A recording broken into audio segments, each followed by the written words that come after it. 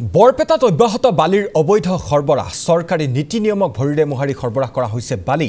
ৰাজহ ফাঁকি দি দিনে নিশাই ডাম্পাৰ ট্ৰেক্টৰেৰে সৰবৰাহ বালি বন বিভাগ আৰু পৰিবহণ বিভাগক বাৰম্বাৰ অৱগত বৰপেটা আসুৰ তৎসত্ত্বেও বিভাগে কোনো গুৰুত্ব নিদিয়াৰ অভিযোগ উত্থাপন কৰিছে সংগঠনটোৱে শীঘ্ৰেই বালিৰ অবৈধ সৰবৰাহ আৰু ব্যৱসায় বন্ধ কৰিবলৈ দাবী উত্থাপন কৰিছে আসুৱে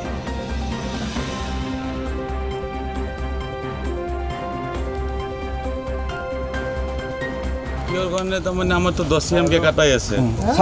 চালানত এতিয়া আপনার ওভারলোডিং তো আমার অলপ আনবাই লাগে নহলে তো আমার 30 চলি আছে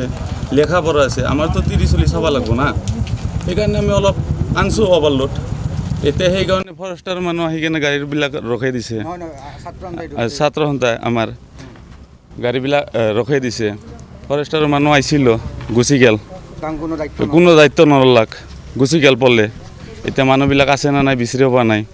য'ত দিবা লগা আছে আমি দি আছো পইচা দি আছে দি আছো জায়গায় পইচা লৈ আছে লৈ আছে কোনে কোনে লৈ পইচা এতিয়া সেইটো আৰু নকওঁ কোনে লয় নলয়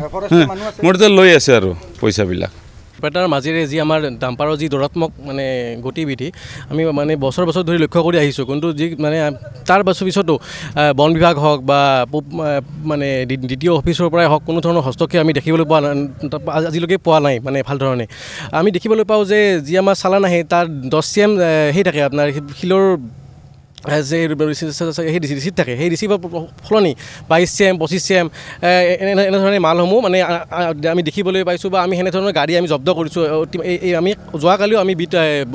বন বিভাগ কাৰ্যালয়ত আমি যি আমাৰ মানে ৰিচিপ্ট নহয় বা চালান নহয় গাড়ী আছে আমি তেওঁলোকক মানে ধৰি আমি ফালৰ বন বিষয়ৰ জৰিয়তে আমি সেই কাৰ্যালয়ত জমা কৰিছোঁ আমি মানে দেখিবলৈ পাওঁ যে প্ৰতি বছৰে নিৰীহ ল'ৰা ছোৱালী হওক বা আমাৰ বয়সস্থ ব্যক্তিয়ে হওক মৃত্যুমুখত পৰিবলগীয়া হয় মানে এজন ল'ৰা আমাৰ যোৱা বছৰৰ কথা যে এজন ল'ৰা স্কুলৰ পৰা আহি থকা অৱস্থাতে তেওঁৰ মানে ডাম্পাৰৰ খুন্দাত মানে পংগু হ'ব লগা হৈছিল দুখন ভৰি ভাঙি গৈছিল তাৰ লগে লগে কিছুমান আগতে বৰপেটাৰ এজন ব্যক্তি মাছ কিনিবলৈ অহা অৱস্থাত বজাৰৰ পৰা তেওঁক মানে ডাম্পাৰৰ খুন্দাত তেওঁক হঠাতে মৃত্যু স্পট ডেথ হ'ব লগা হৈছিল আৰু তাৰ লগে লগে কিছুদিন আগৰ কথাই যোৱা সপ্তাহত মানাহ ৰাষ্ট্ৰীয় উদ্যানৰ সমীপত এখন ডাম্পাৰে খুন্দিয়া এজন স্কুলীয়া ছাত্ৰক ডাম্পাৰ অন স্পট মানে মৃত্যুমুখত পৰিছে এনেধৰণে আমি বাৰু অসমৰ বিভিন্ন প্ৰান্তৰ বাতৰিসমূহ আমি ধৰক সংবাদ মাধ্যমৰ জৰিয়তে দেখিবলৈ পাওঁ যে যিসকল লোক আছে বা নিৰীহ লোক হওক বা ছাত্ৰ ছাত্ৰী হওক এই ডাম্পাৰৰ দৌৰাত্মক স্থিতিভাৱে মৃত্যুমুখত পৰিবলগীয়া হৈছে সেইকাৰণে আমি আঞ্চলিক আছু ছাত্ৰ সন্থাৰ ফালৰ পৰা আমি তীব্ৰ ভাষাৰে এই যি দৌৰাত্মক চলি আছে তাক আমি অতি সোনকালে সমাধান কৰি